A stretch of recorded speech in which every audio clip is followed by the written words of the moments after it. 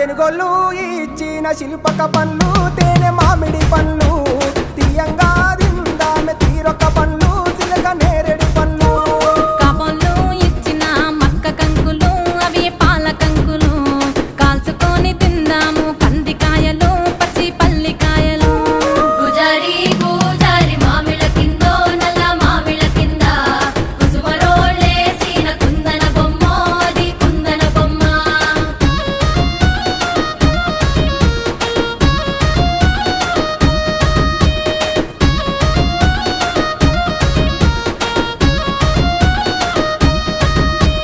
బెస్తోలు పెట్టిన పచ్చి చేపలు